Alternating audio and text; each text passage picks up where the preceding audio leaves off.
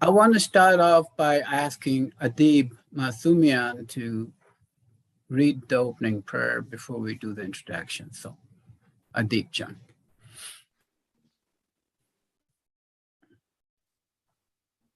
O my God, verily these servants are turning to thee, supplicating thy kingdom of mercy.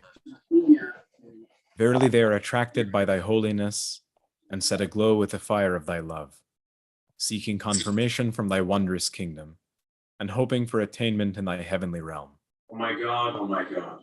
Verily they long for the descent of thy bestowal, desiring illumination from the Sun of reality.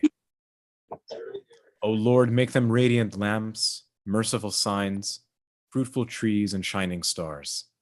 May they come forth in thy service and be connected with thee by the bonds and ties of thy love, longing for the lights of thy favor. O Lord, make them signs of guidance, standards of thine immortal kingdom, waves of the sea of thy mercy, mirrors of the light of thy majesty. Verily thou art the generous, verily thou art the merciful, verily thou art the precious, the beloved.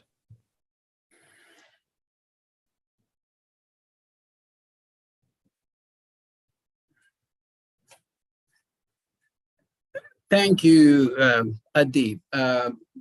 Friends, welcome to this monthly event that we do here out of Austin under the sponsorship of the Austin Assembly. We're honored and delighted today that we have Dr. Julia Berger as a speaker. But before I introduce Dr. Berger, I want to say a couple of things about the United Nations. As you know, the United Nations was formed in 1945 after the Great War ended and the United Nations came into being with explicit goals of trying to establish peace in the world, bring the nations of the world together, which sort of fall into their larger, greater political aims. But beyond that, the United Nations has had goals and aims that are purely humanitarian, purely designed to improve things in the world. And the Baha'i international community, the Baha'i community, has been associated with the United Nations almost since its inception. And we work there in the area of social major discourse. We participate in major discourse relating to human rights, gender equality, social and sustainable development, the environment. And the Baha'i international community over the years has made wonderful statements that it shares with the people of the world, trying to bring attention to Baha'i perspectives and Baha'i viewpoints on all these different issues. If you go to the Baha'i international community's site, you will see all the statements that have been issued over the years that are downloadable, shareable. And if anybody asks questions about the various opinions about the Baha'is have about women's rights, children's rights, etc., please go and find those statements. They're very instructive. They truly are very instructive. I have a favorite site I've saved, and every time someone asks me a question that I don't know the answer to, I go look at the Baha'i website on the United Nations website to try to figure out how the Baha'is should answer these questions. Regarding our speaker tonight, I'm going to read something here. Dr. Julia Berger is affiliate faculty in the Department of Religion at Montclair State University in Montclair, New Jersey. Her recent book, Rethinking Religion and Politics in a Plural World, explores the changing role of religion in the international arena, with particular attention to insights emerging from the Baha'i community's engagement with the United Nations. Prior to her current work, she served as principal researcher at the Baha'i International Community's United Nations office from 2004 to 2015, focusing on human rights, gender equality, and social development, and representing the office in various United Nations forums. Her 2003 article about religion, religious NGOs at the United Nations was one of the first to examine the field of international religious organizations in international affairs. From 2002 to 2004, Dr. Berger was research associate at Harvard University's program on religion and public life, where she explored the role of religious organization in the provision of social services in the US. She serves on the leadership team of the American Academy of Religious Women's Caucus, is co-author of the Academy's Baha'i Studies Unit, and of the International Scholars Sessions of the Women's Caucus. Dr. Berger serves on the executive committee of the Association for Baha'i Studies, North America. She holds a PhD from the University of Kent in UK in theology and religious studies, and master's in education and international development and education from the University of Toronto. She's a citizen of Poland, Canada, and the United States. Wow. And lives in Montclair, New Jersey with a husband and twin daughters. Julia, it's all yours. Thank you so much. I'm always a little bit embarrassed by introductions. Most of all, I think I'm a mom and an aspiring student of religion. But thank you so much, and good evening to everybody from New Jersey, and a special thank you to Ajit and the Austin Local Spiritual Assembly for this kind invitation and allowing me to share some findings from research about the engagement of the Baha'i community in the international arena, and specifically, as you so beautifully gave that introduction, with the United Nations. So the title of my presentation is Ideas, Religion, and Social Change.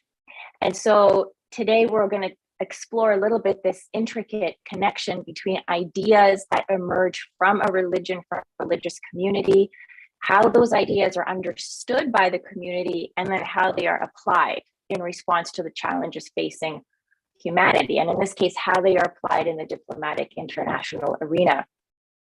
So this is not a new question. Scholars in the social sciences have been posing this question in various ways and looking at interpretations of religious teachings in political life, how they're applied to activism, social justice, economics, the question of violence and conflict. All of these have been major topics of inquiry, and now we have a rich body of thought in what is called Catholic social teachings, liberation theology, engaged Buddhism, Jewish social ethics, Islamic ethics. So there is a rich body of scholarship that already there is there to build on. So what is new is the opportunity to look more closely at this very compelling and interesting case of the Baha'i community's engagement. And we have this incredible 75-year case study, because the Baha'is have been with the UN, Ajit, as you said, since the very earliest days, and even before that, and we'll talk about that.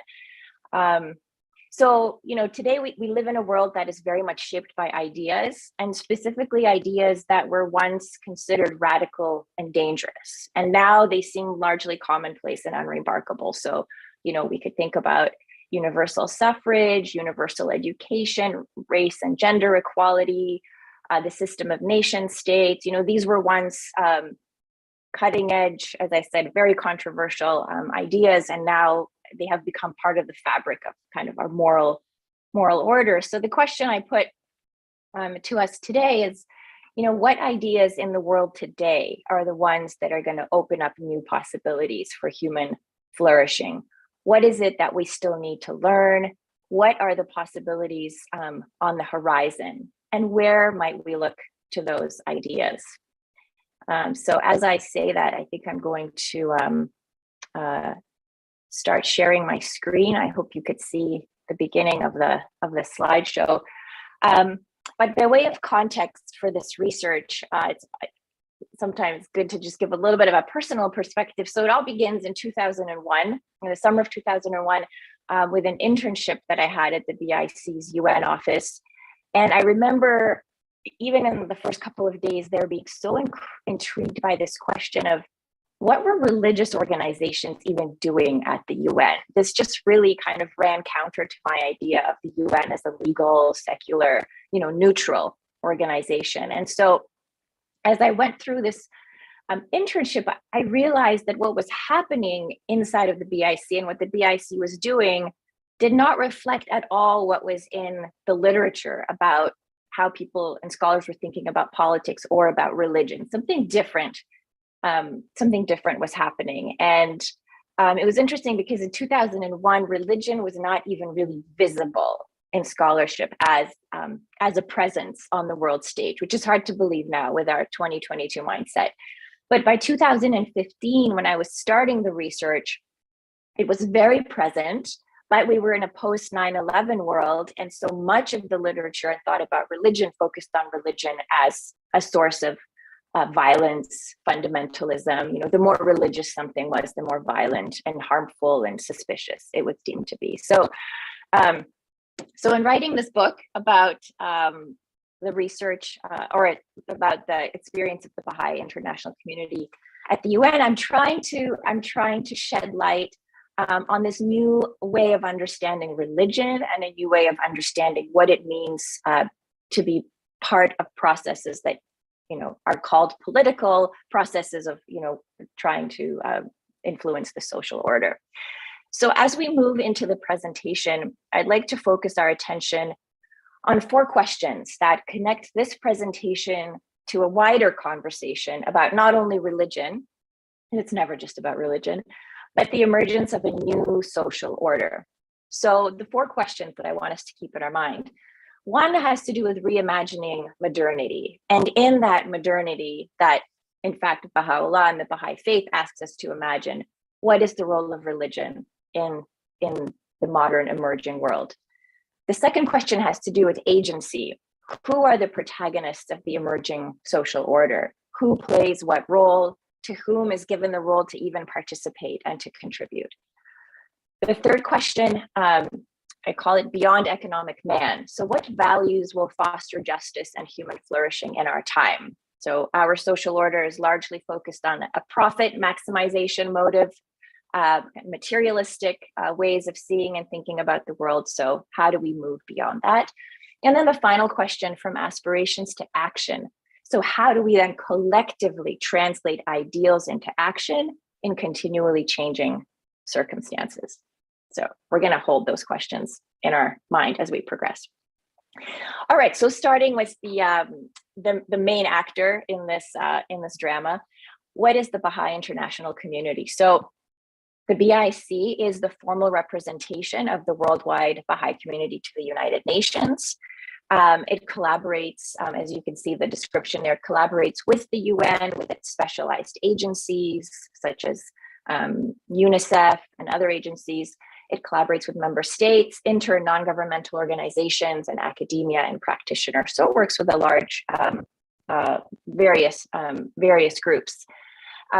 You could see at the bottom of the slide there representative offices. So the BIC is headquartered at the United Nations in New York City, but there is also this larger family of offices with representation in Addis Ababa, Geneva, New York, Brussels, and Jakarta. So it really is a family of offices. And later, if we want to talk about, you know, how does the BIC formally affiliate with the UN, we can talk about that.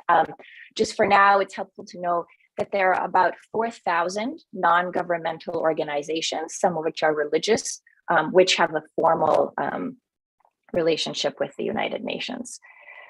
So the BIC, just as anything, doesn't emerge out of the blue, but in fact rose out of this context of the Baha'i community, which since its inception has already addressed itself to the leading thinkers and ideas of the day. And of course, we have a history that is probably very well known to everybody, but just to remind ourselves, in the 1860s and 70s, Baha'u'llah addresses the kings and rulers, admonishing them to pursue justice, to abolish slavery, to disarm.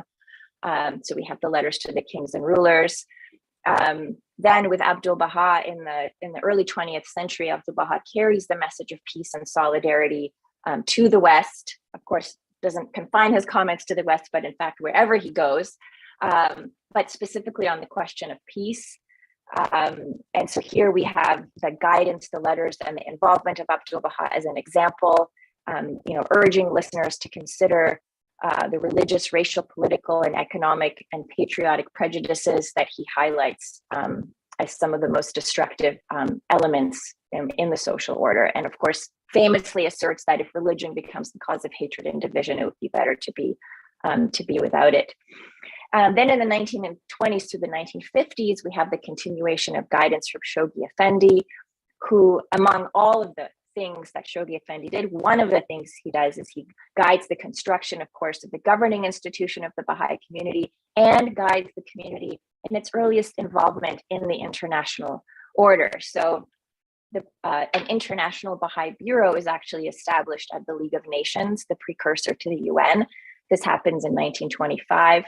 And then 20 years later, as the United Nations, as the nations of the world come together and form the United Nations, in 1945, under the guidance of Shoghi Effendi, 8 national spiritual assemblies existing at the time apply for formal affiliation with the UN. So the stage is set for a new set of possibilities. The nations of the world have emerged from this ruinous Second World War and have now set before themselves the task of creating an architecture for a solidarity on a global scope. So as the Baha'i community then represented by the BIC emerges, it does so with a distinct understanding of its purpose and a distinct understanding of where the world is in time, a distinct understanding of what development and progress means, and we're going to study this more closely. So the aim of the way this research unfolds is I try to focus on 3 elements of a framework that underlies what the BIC is doing at the UN. And we can think of this as a kind of, and I know the Baha'i community in the House of Justice uses the term framework, so I think many of us are very comfortable with this term, but another way to think of it perhaps is like a conceptual DNA, like what is woven into the very fabric of what the BIC is and is doing at the UN. So there are 3 elements that were very present in the consciousness of the BIC, even from the earliest days. So I want to trace what does it mean for a community to be thinking about these elements and being active in the international political arena? What emerges from that conceptual DNA? So let's trace these 3 elements just very briefly. And again, these are probably very familiar to you. So one is that the Baha'i community, of course, has a particular view of history. So it has a developmental view of history. So we see humanity as having progressed through developmental stages, which we can think of as a childhood of humanity, and now stands at the threshold of maturity in the sense that it's now more able to gather collectively on a planetary scale. And then these turbulent changes that we're experiencing, we can think of as 2 parallel interacting processes of integration on the one hand and destruction on the other. The second kind of conceptual thread is this idea of the oneness of humanity.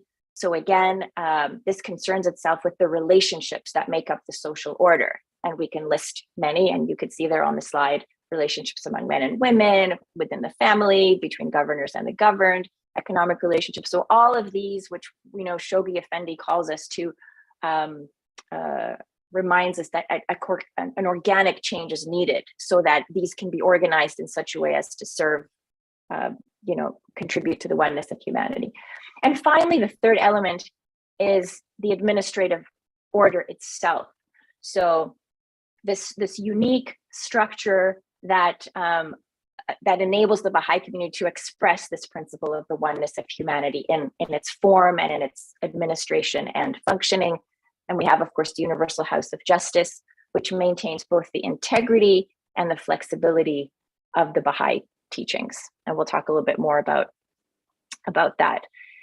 So the questions then we're trying to look at is, in a world that is beset by factions, by divisions, by identity-based conflicts, by entrenched patterns of oppression and injustice, is this an example then that we can study, that we can learn from, that we can see that here's a community that is behaving differently, that is approaching the task of social transformation in a distinctly different way? And what can we learn from this example? And what does it tell us about religion in the modern world? What does it tell us about kind of a reconceptualization of how we understand politics?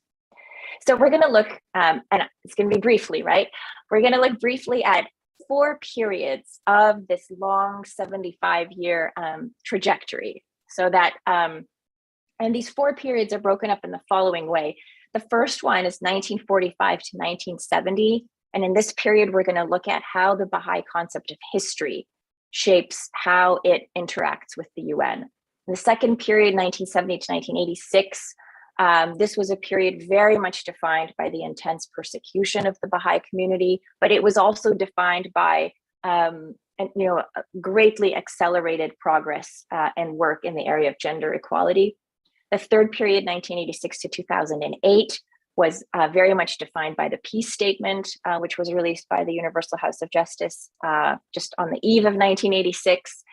And then the period leading into the present, it's titled Beyond Pluralism. We have this new term that emerges from the House of Justice, and that is a term that is describes the work in the international, part of the work in the international arena, which is participation in the discourses of society. And the reason I've structured it like this is because, again, just encouraging us to think developmentally about how the work of the BIC is unfolding over these 75 years. So I'll just go over the first period very briefly. So again, how does a perspective of history shape how the BIC is engaging with the international order? Here on the left, of course, you see the United Nations Charter. And in a very illustrative letter from a BIC representative to NSAs at the time, the representative states, the UN is a mere beginning. If Baha'is can view the UN as an expression of the power of unity released into the world by the Bab and Baha'u'llah, they will see the UN in a different light. They can instead view it as evidence of the gradual awakening of man's consciousness to the essential need for the unity of mankind.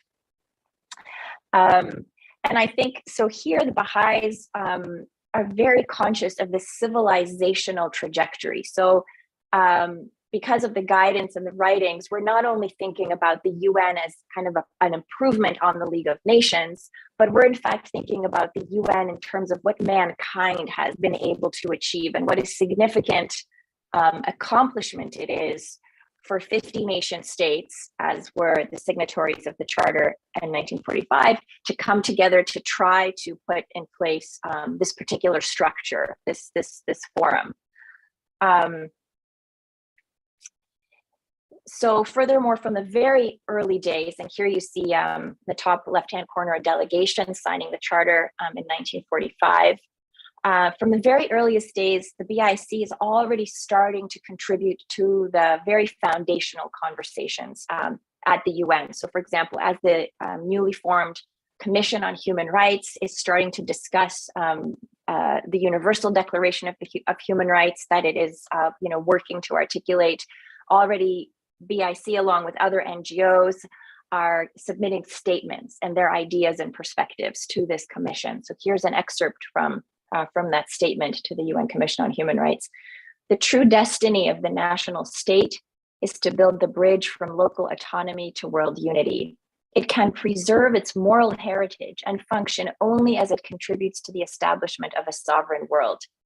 Both state and people are needed to serve as the strong pillars supporting the new institutions, reflecting the full and final expression of human relationships in an ordered society. So again, just to illustrate this early engagement of the BIC and already trying to frame the question of the role of the nation state in the new order in a new light, thinking about the role of not only the state, but of people, thinking about, the kind of relationships and collaboration on a global scale and being part of the conversation. We see here in the bottom left, 4 Baha'i delegates to the UN International Conference on NGOs in 1949. Dr. Amin Banani, Mildred Mataheda, second from the left, the first representative of the Baha'i international community to the United Nations. We see Hilda Yen from China, also instrumental in forging this relationship between the Baha'i community and the United Nations, and Matthew Bullock, a lawyer from the United States. And what's interesting about this photo is, again, from the very start, Baha'i delegations just looked different from other delegations. So 40s and 50s, were still a time when most representatives were white and male, mostly from Europe and the United States. And already this effort to try to demonstrate and embody something about the diversity of humankind from the earliest days set the Baha'i community apart and signaled that this was a community that was striving to do something different.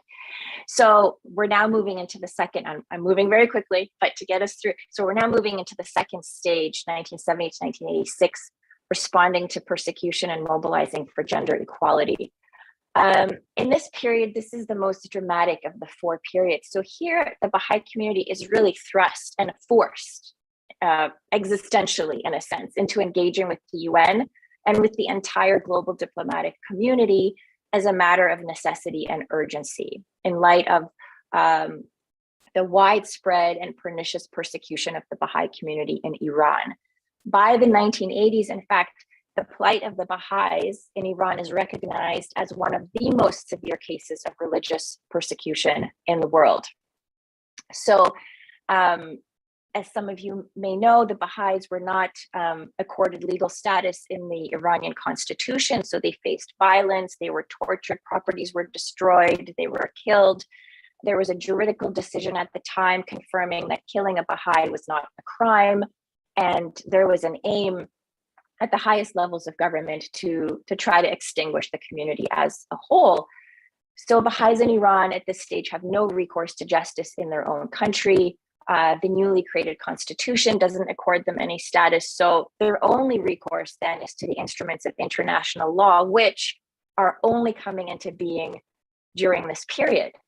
And so the question then becomes, so how does a community which seeks to, not engage in partisanship, holds itself to very high ethical standards of engagement, how does it protect itself and struggle for justice without reproducing the antagonism and conflict inflicted upon them? So another thing to remember during this time is that NGOs and NGO advocacy is still in its infancy. The major global conferences are several decades away. Transnational networks are just starting to form. And so the BIC is really just one of a handful of religious organizations formally affiliated with the UN, and UN diplomats and representatives really have no idea what the Baha'i community is. So you're kind of facing a major disadvantage in that you have to act very quickly in a very urgent and dire situation, but people don't yet know who you are. At the same time, the human rights machinery is also just evolving. So all the frameworks we have today don't yet exist. And so here in the slide, you could see some of the representatives, and I think it's the middle of a Human Rights Council session. So we're just starting to evolve these tools, which declare, for example, the elimination of all forms of intolerance based on religion. The Convention Against Torture is just coming into being. And so interestingly, the Universal House of Justice has stated that the proper response to oppression is neither to succumb in resignation nor to take on the characteristics of the oppressor.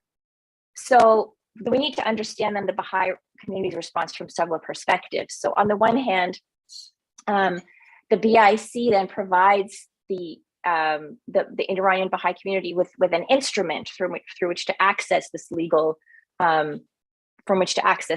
recourse.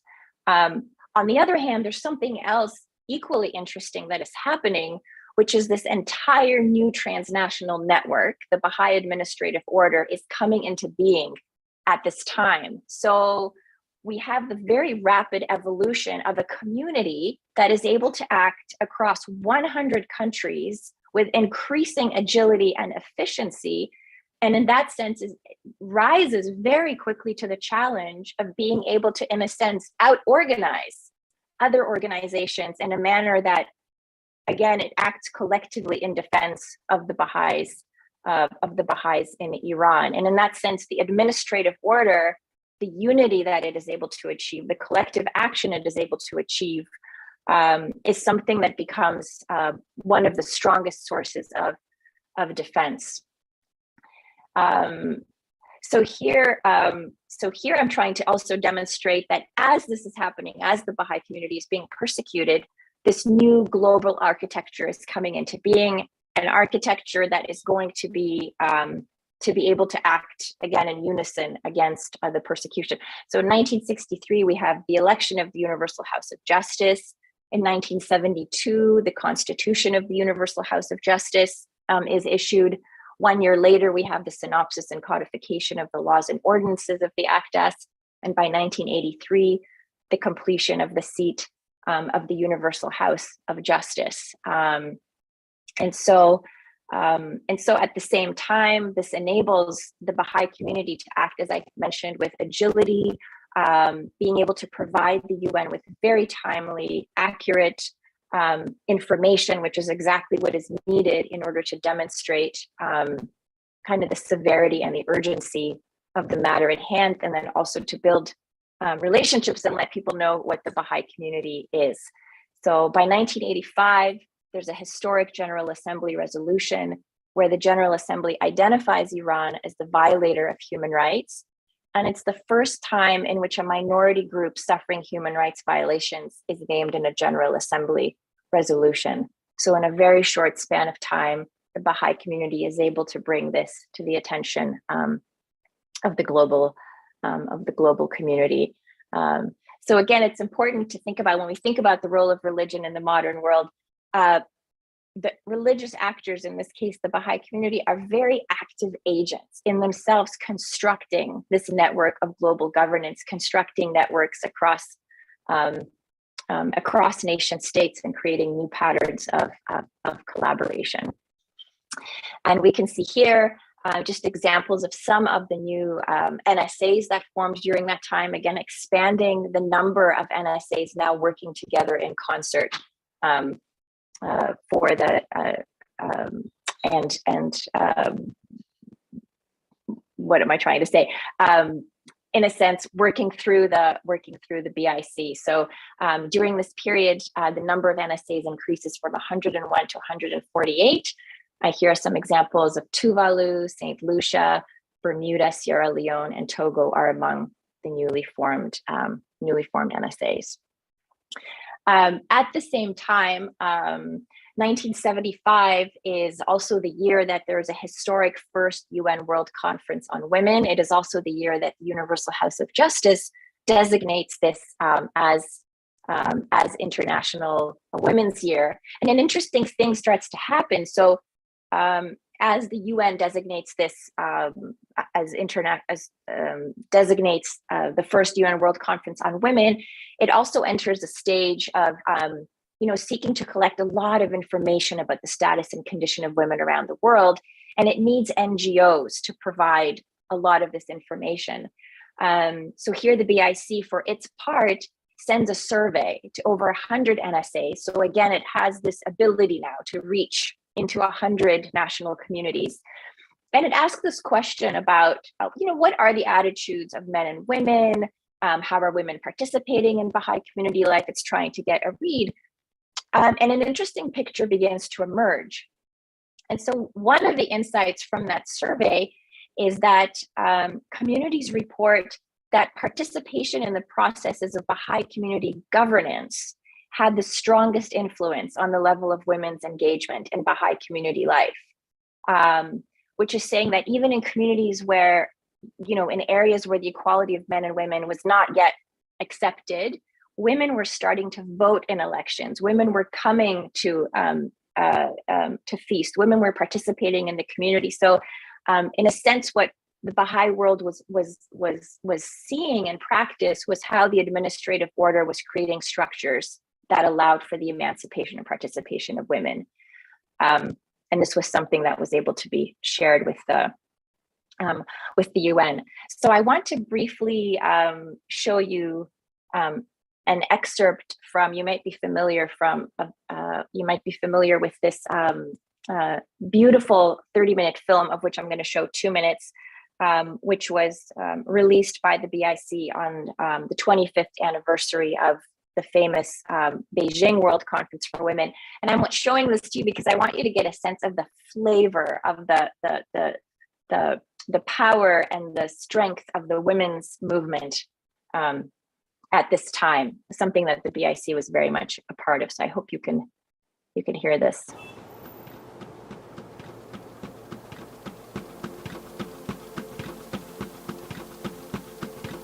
An open letter to the women of the world from the women delegates and advisors at the First Assembly of the United Nations. We call on the governments of the world to encourage women everywhere to take a more active part in national and international affairs. This Universal Declaration of Human Rights may well become the international Magna Carta of all men everywhere. We have learned valuable lessons in the past 5 years. The attitudinal prejudices which stand in the way of women's advancement are held by women as well as by men. Time is short for us to rectify the present unsustainable patterns. We must achieve greater equality. We have proposed an Equal Rights Amendment.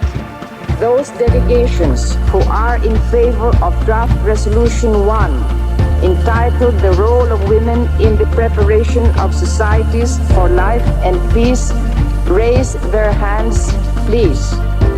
The women's movement is about changes in a society, about changes that are global. We want this to be remembered as a conference of women, by women, and for women. I declare open the 41st session of the Commission on the Status of Women.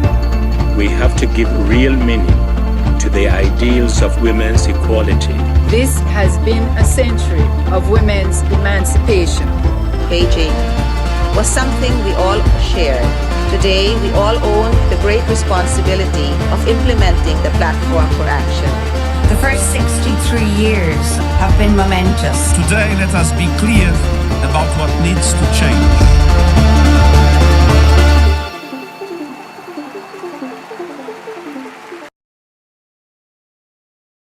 So I'm just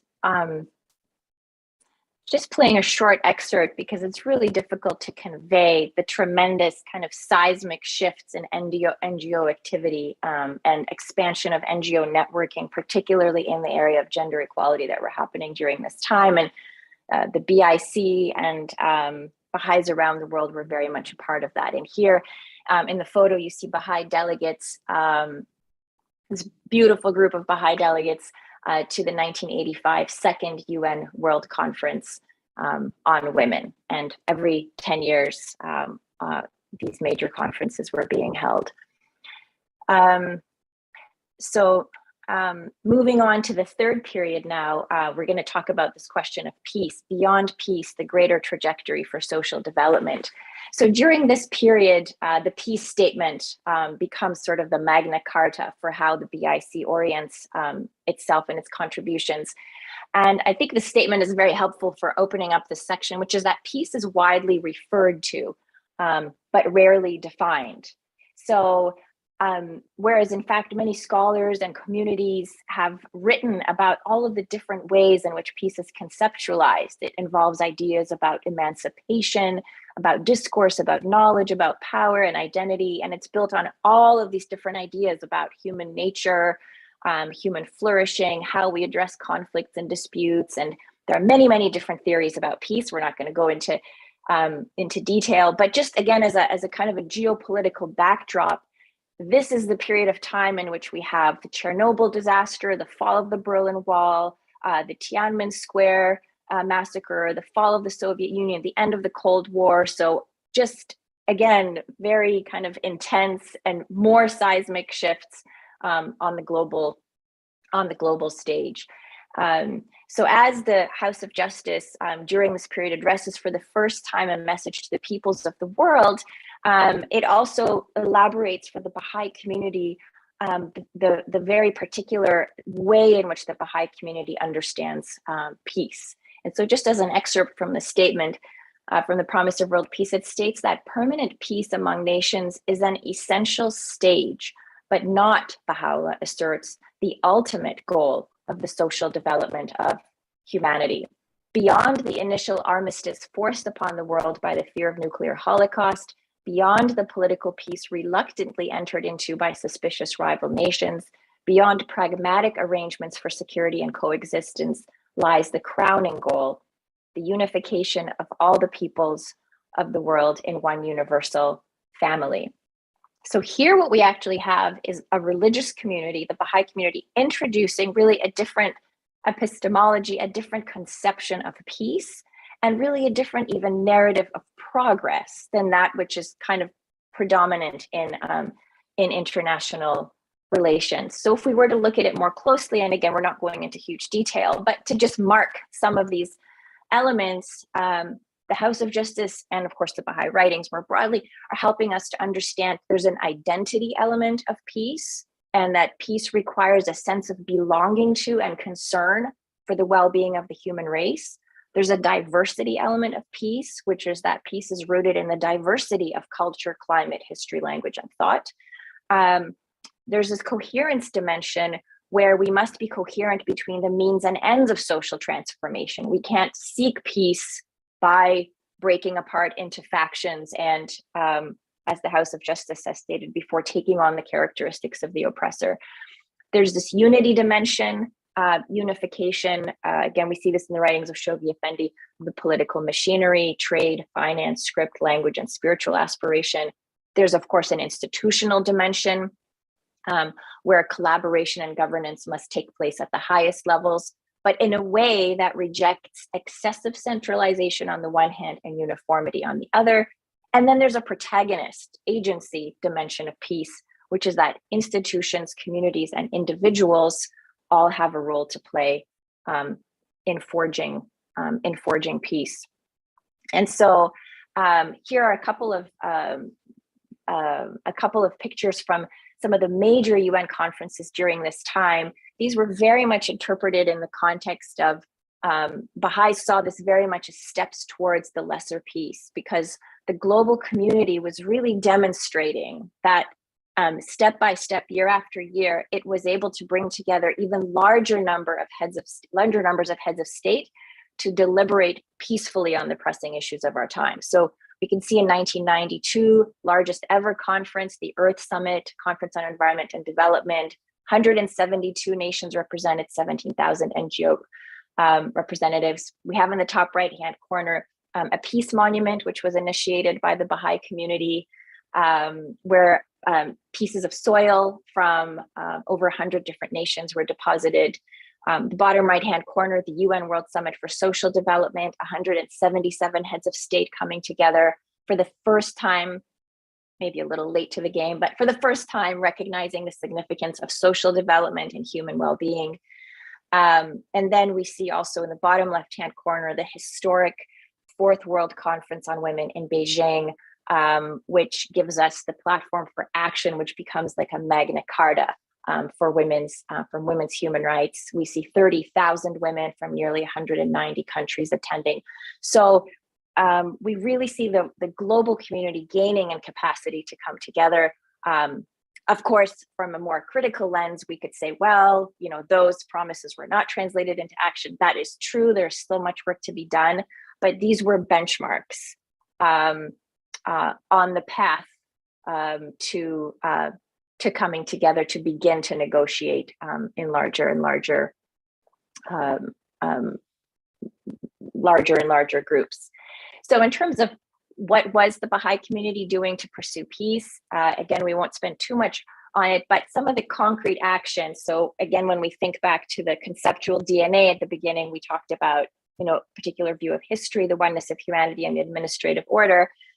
So here we see these translated into the following. So in its statements, Ajit, at the beginning, you talked about just a wealth of conceptual contributions that the Baha'i community is making. So in their statements, Baha'is are sharing a new interpretive frame. So they're looking at problems with a global orientation, with what I'm calling here a relational ontology, but really trying to see things through the lens of the relationships between human beings and elected representatives, and trying to see this as like this unfolding story of the development of humanity. They're also beginning to share insights. So we're just starting to get initial insights from Baha'i efforts around the world as they're striving to apply these principles. And gradually, Baha'is are able to point to these nascent examples of applying these principles and the concrete fruit of that work. Baha'is are also building capacity for collective action, because again, at the heart of it is the ability to act collectively. And so they're doing this internally within the Baha'i community, different NSAs being also, accompanied and assisted to work together towards common ends with respect to advocating for, particularly in the arena of human rights, but then also with whoever the Baha'is are working with, they're also paying attention to the culture of deliberation. So what is the quality of the conversations that we're having? And then in the bottom right, you see kind of efforts to discover the precious point of unity. You might remember that statement from also a recent House of Justice letter, where Baha'is see it as one of their major contributions to the areas in which they're active at the UN, is to try to harmonize and to try to help find those points around which groups can come together and move forward.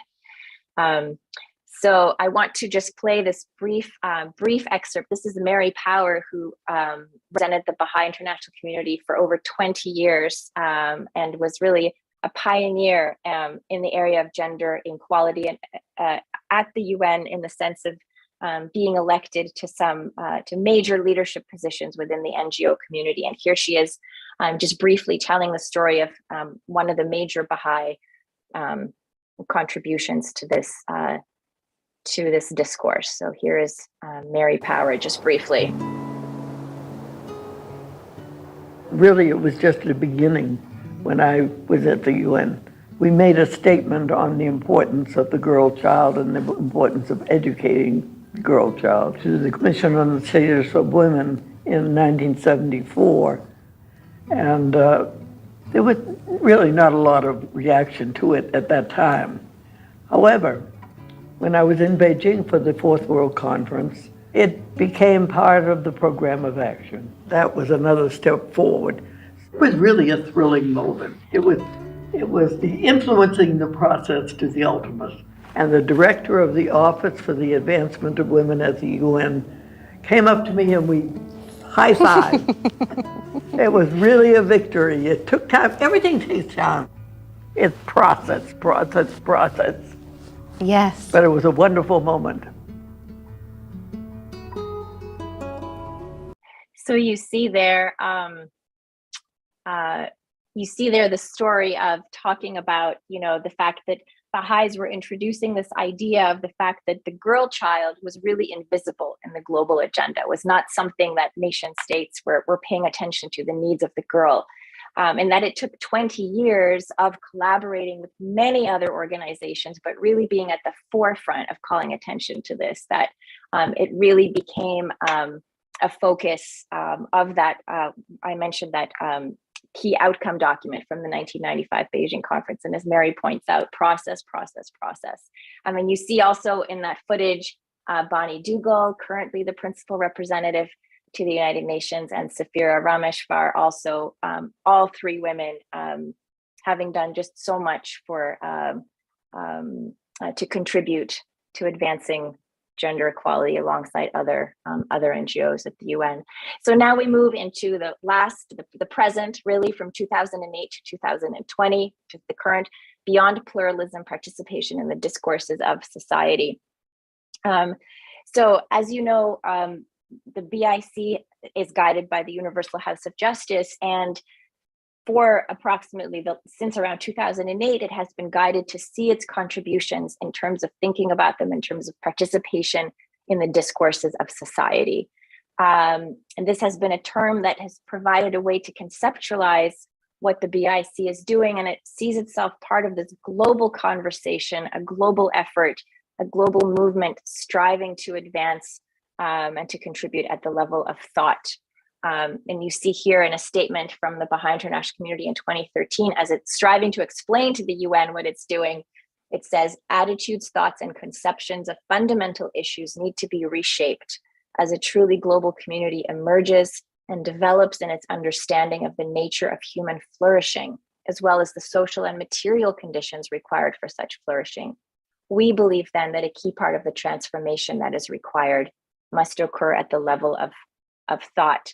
And in the statement to the right, in a post on the BIC website, Bonnie Dougal, the principal representative, explains this in the context of the work towards gender equality, I think in a way that's very clear and helpful to understand. And she says, we must acknowledge that none of us, no group, no individual, no country, no leader actually knows what a society that is truly based on the principles of gender equality looks like.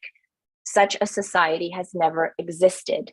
Therefore, while we may be able to identify some of the obstacles stymieing gender equality in our current paradigm, we have to learn our way towards a new paradigm where gender equality is the norm. So an emphasis here on we are moving into an unknown future, which we are creating together.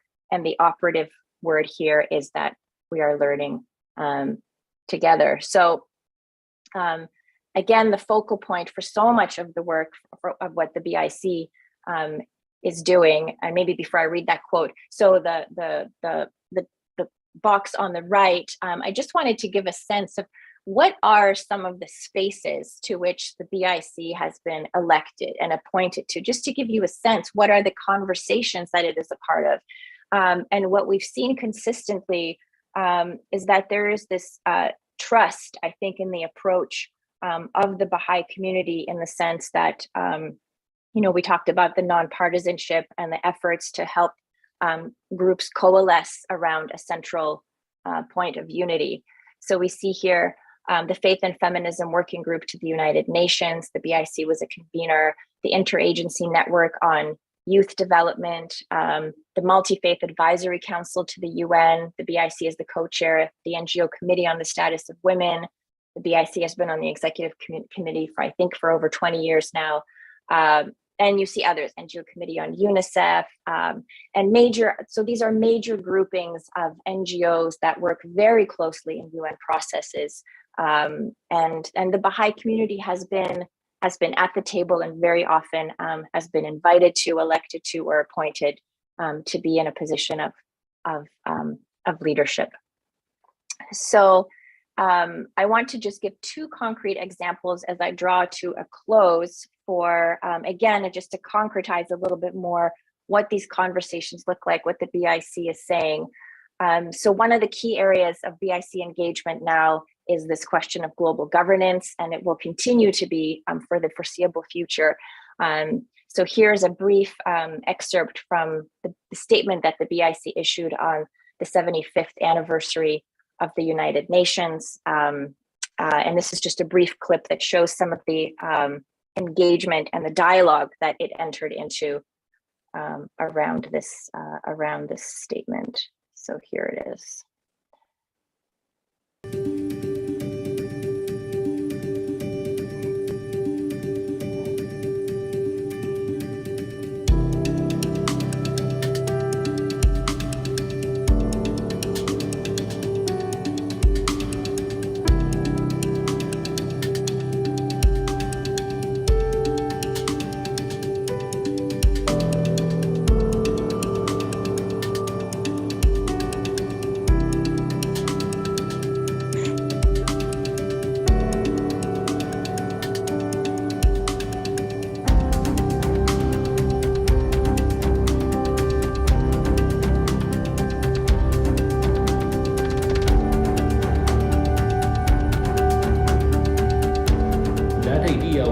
Coalitions is very much embedded in the messages of the Baha'i community.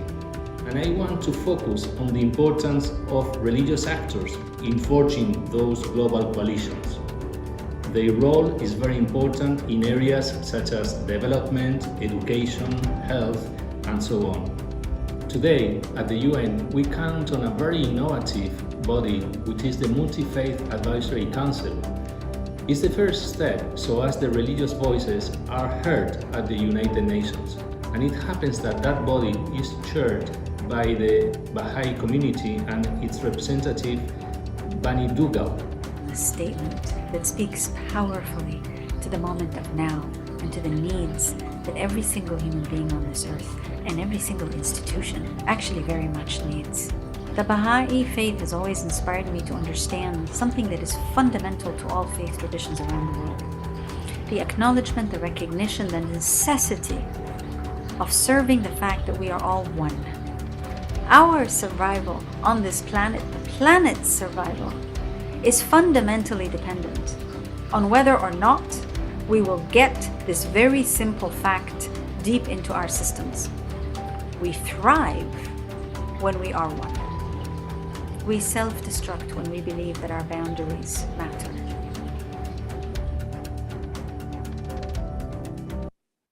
So I think I will stop there for that particular piece.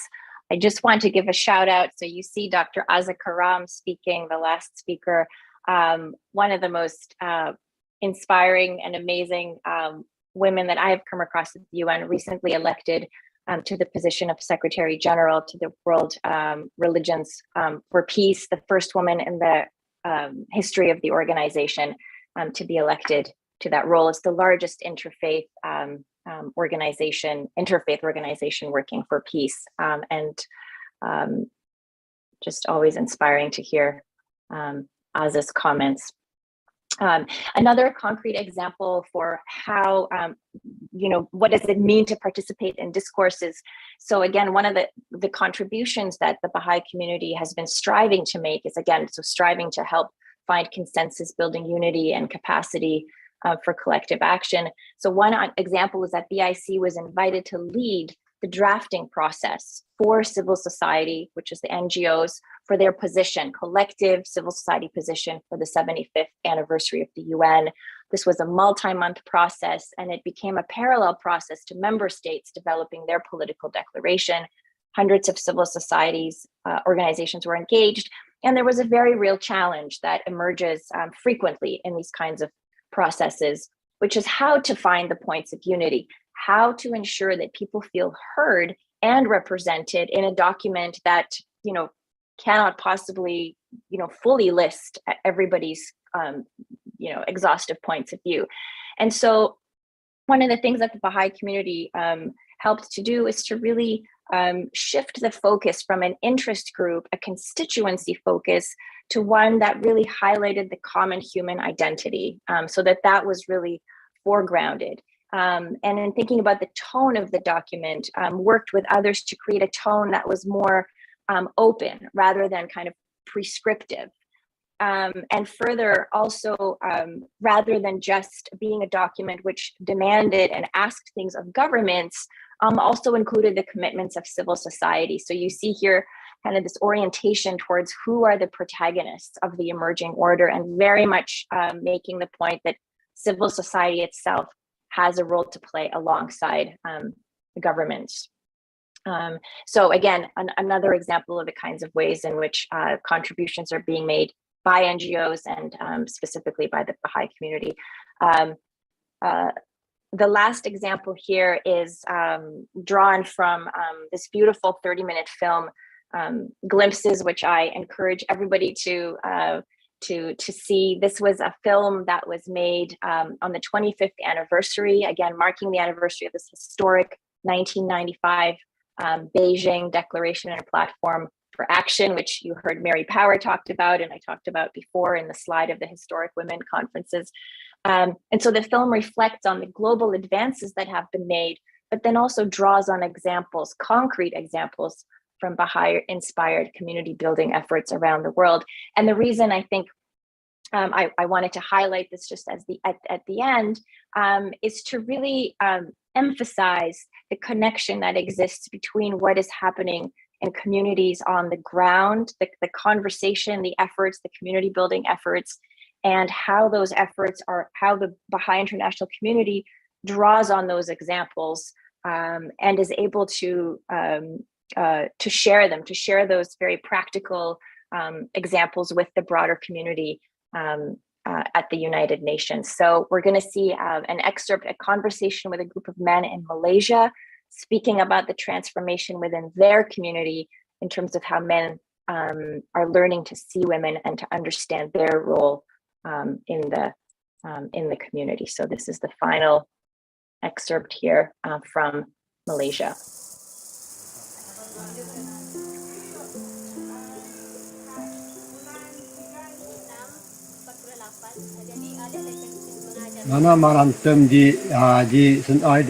Previously, according to our community culture and practices, men didn't really have trust in the capacity of the women in terms of their ability to contribute to opinions and knowledge. But gradually, women have shown their capacity and are now known as equal to men. Men are also gaining trust towards women.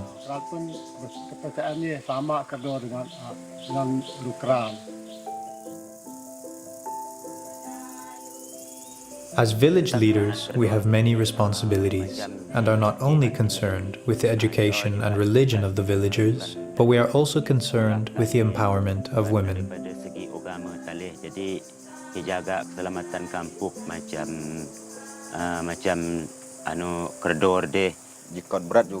Women are regarded as an important component of the community. This village will not develop further without women. Women help us to reach higher nobility. Bermakna seluruh masyarakat dah mungkin pek naik oleh kerana mengkedor ka bermakna kira bi meningkat lek kedudukan je mai kampung.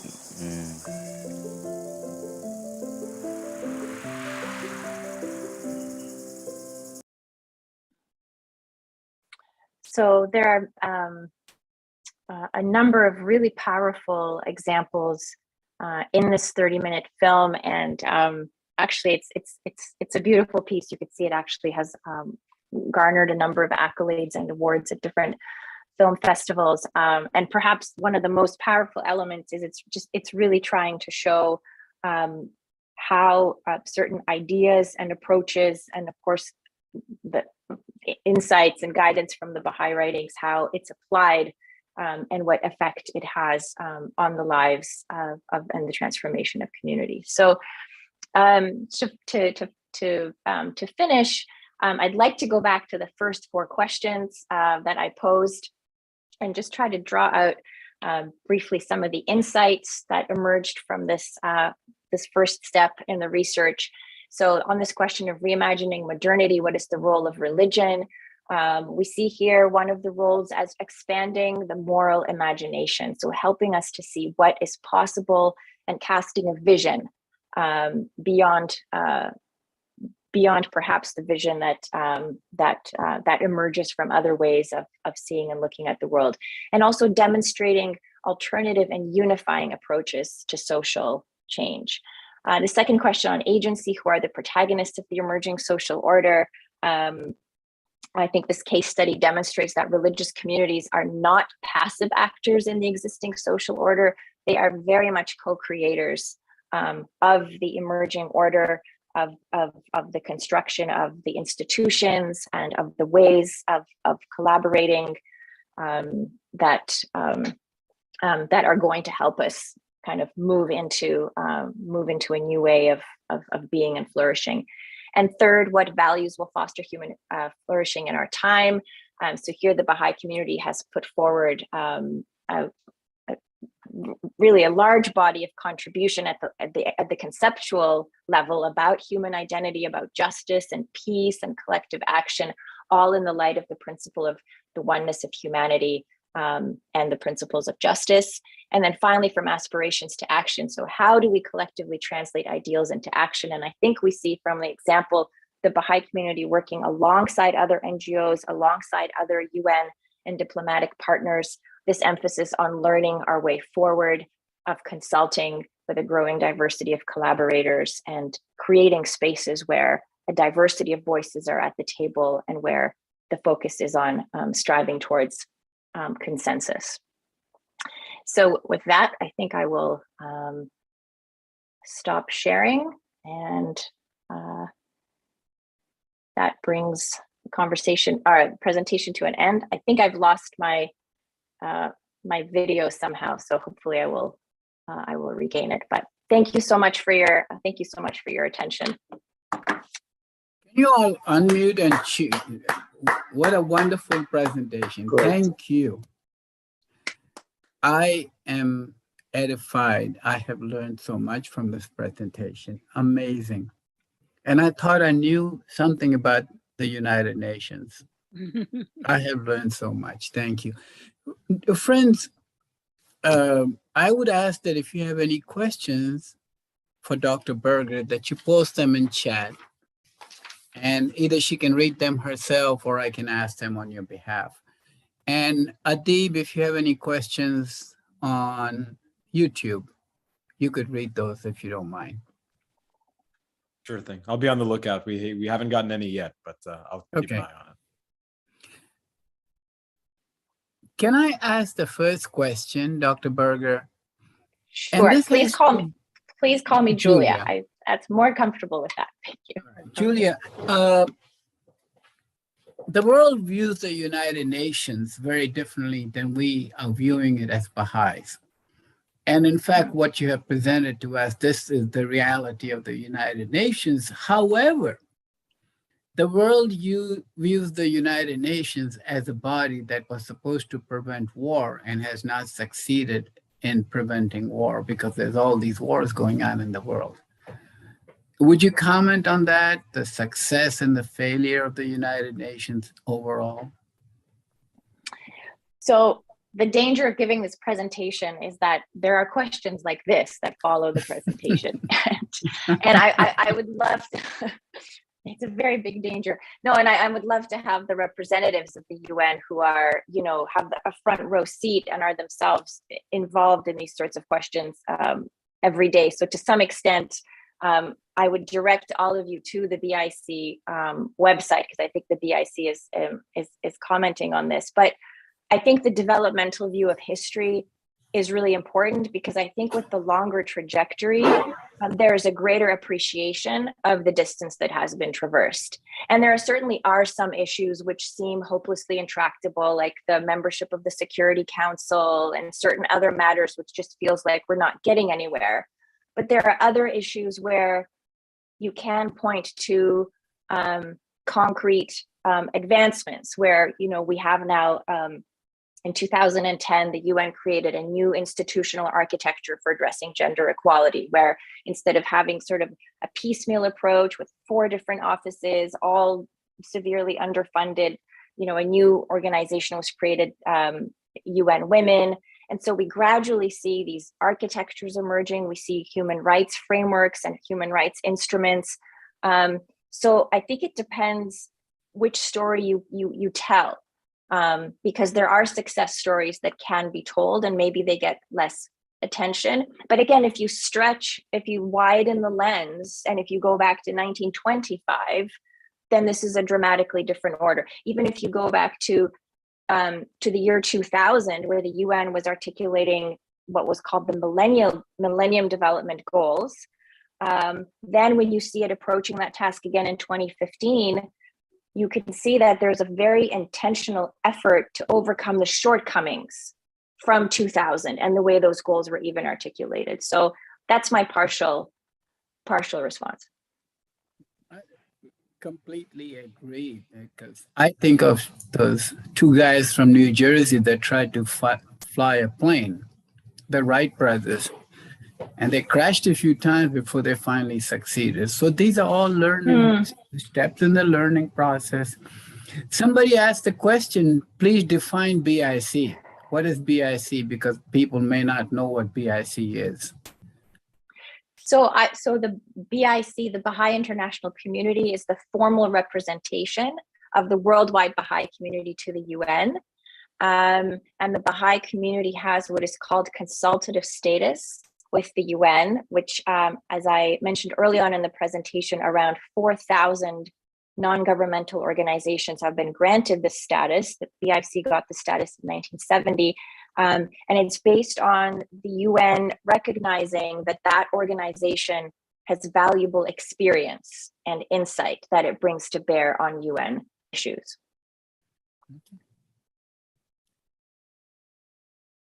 I have a question for you, Julia. In discussing one of the letters of the House of Justice with a principal of a social development organization here, he was fascinated once reading that letter from the House of Justice, the focus on the idea of the neighborhood and the work that needs to be done within the neighborhood. Has there been a shift in these areas that the BIC works with and towards the idea of monopolizing on most of the efforts around the neighborhood? And how is the response of the larger body of the NGOs to that kind of thinking, if there was such a shift?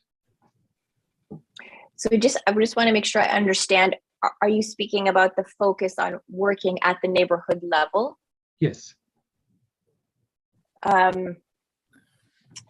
Yeah, so I guess, again, a partial response is that more and more the Baha'i international community has been able to draw on the insights from the neighborhood level, where it is able to concretely point to, what things look like in practice, which is something that, there's a hunger for that, because we're all dealing in a world of ideas, but ultimately we want to see, what transformation looks like on the ground. But so I would say that engagement at the level of the neighborhood, on the one hand, has been a source of insight, but on the other hand, also tells us something about the protagonists of change, and the fact that the community has a role to play in the transformation of the social order. That's something that's very present in the discourse on human rights, where sometimes the criticism that is leveled is that the community is absent in the human rights framework. And I think Baha'is are very much saying that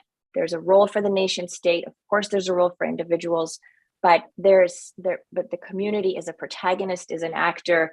And from the work at the community level, we can see what that means and what that looks like. My question was connected also, did the other organizations that are working with BIC at the UN level start to recognize the paradigm shift that needs to be done from acting at a country level or a province level into the neighborhood level? Like whether they're doing that in their financial models, for example, of support, or in their education models. Are they shifting to look at neighborhoods versus more larger territories? Yeah, that's such a good question, and I think the representatives would be better positioned to speak to that. So I think I have to withhold my answer, but I think, yeah, I'll follow up with them, because I'm curious too what the answer to that question is, but I'm not able to, unfortunately, give that answer right now.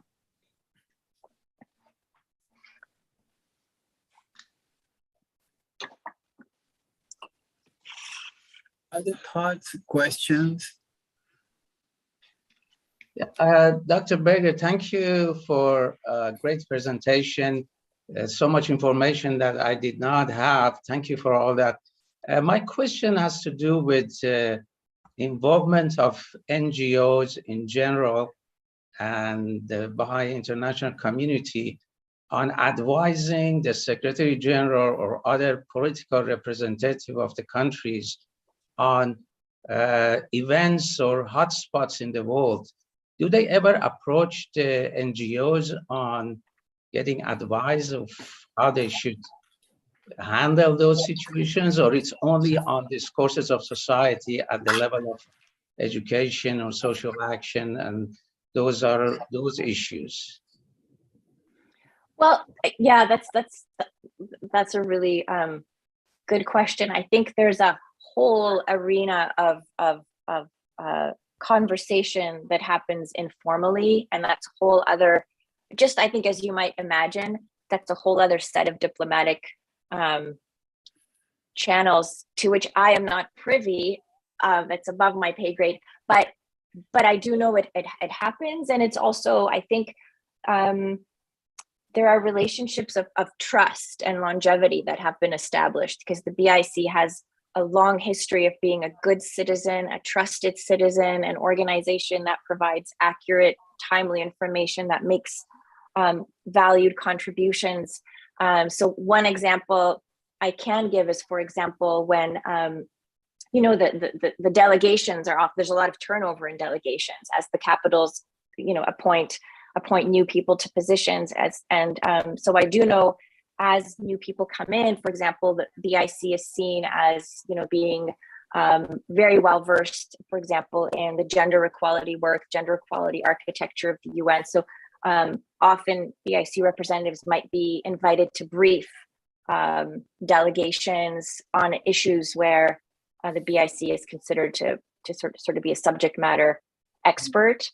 And I imagine, though I don't know, but I imagine that also happens in the area of human rights and social development, where that proceeds on the strength of the trust and the kinds of maybe more personal relationships that have been cultivated over time.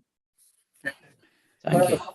Moira Graham, I'm sorry, Moira, I didn't see your raised hand. So I'm Moira Graham from Lake City, I think. Yes, hello everyone. Julia, this was such a beautiful, insightful and informational presentation. Oh, thank you so much. And what a need, no? More in today's days than to talk about faith in human rights and human rights in faith, this relationship between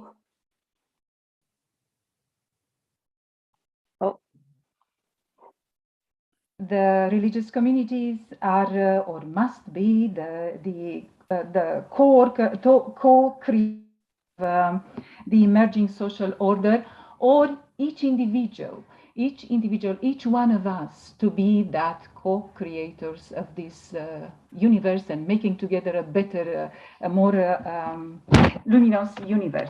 Now, I have to tell you, Julia, what drew my attention to me regarding the title of your book is that half of it is the proposal of my dissertation in the doctoral program. I am freshly enrolled in a doctoral program in Doctor of Philosophy in Interdisciplinary Studies. And I was thinking of doing Rethinking Religion from its ashes to humanity's prosperity. So if, of course, this is not related to everyone, just if I can have a contact information and you can give me some help in this regard with being already a specialist in this area, I would greatly appreciate. Oh, I would love to. I would love to have a conversation and see what you're doing. I'm going to post my email in the chat. Thank you so much. That's really exciting. Yeah.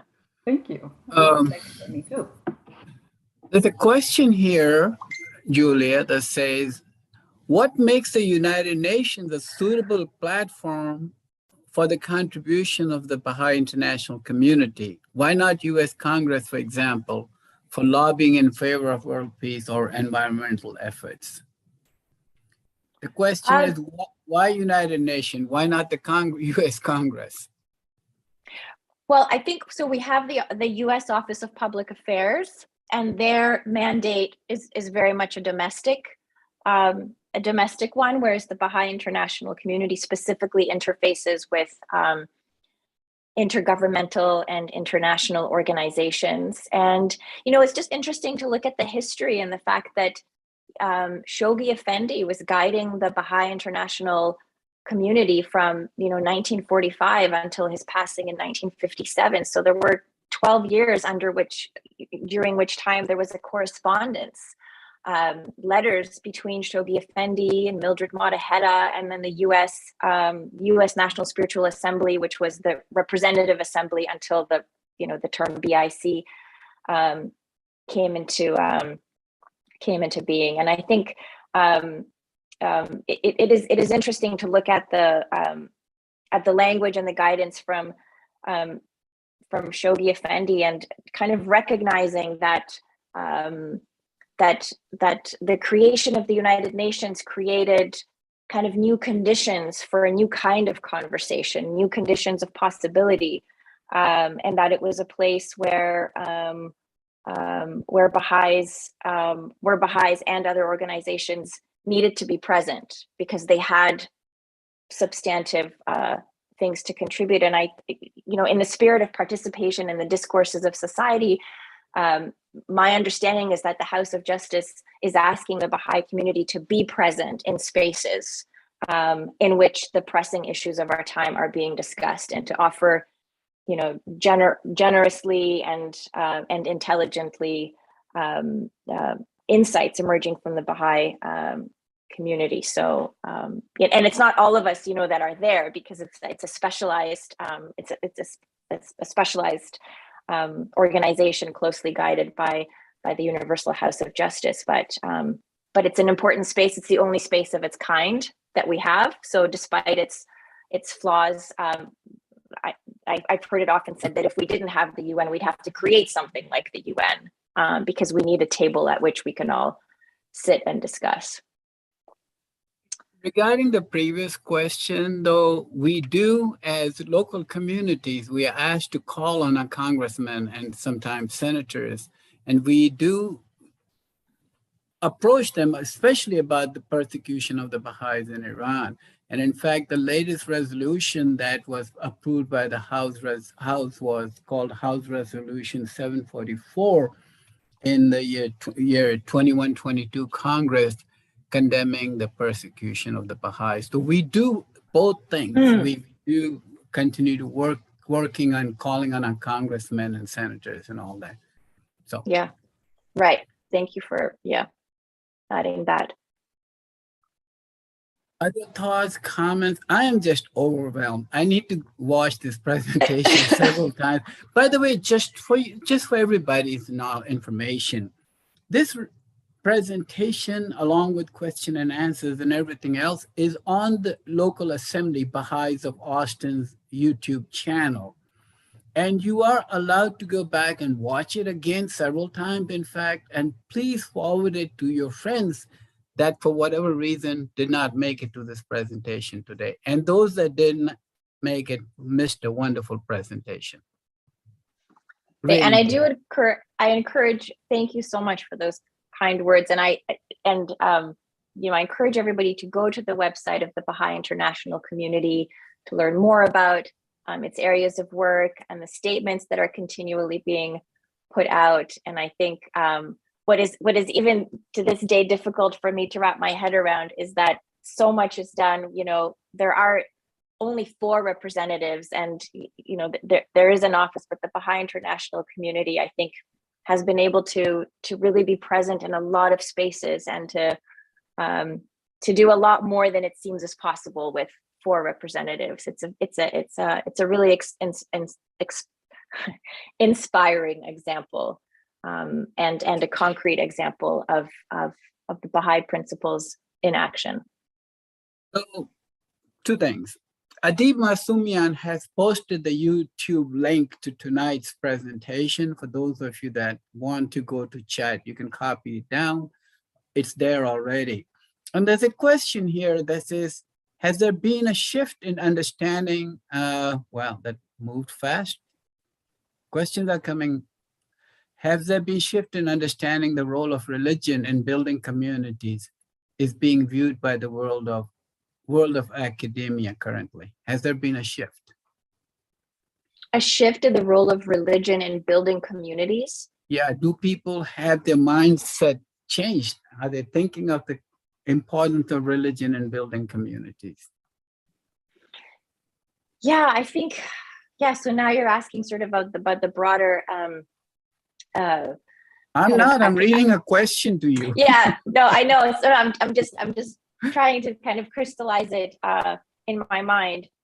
It's so interesting because for the longest time after 9/11, the academic community was seized with the question of religion and violence. And I think I'm encouraged by the fact that I think we're starting to come out of that, and we're starting to see to kind of look at religious communities with a broader lens. But there's no shortage of challenges. I mean, we're still in a world of radicalized religion and fundamentalism. And I think perhaps those are the questions that are felt most urgently. And then those are the questions that are also reflected in scholarly discourse. Those are also what is being funded. This is where the research money is. These are urgent questions that we're trying to answer. And so part of the impetus for writing this book was also to introduce another example into the conversation.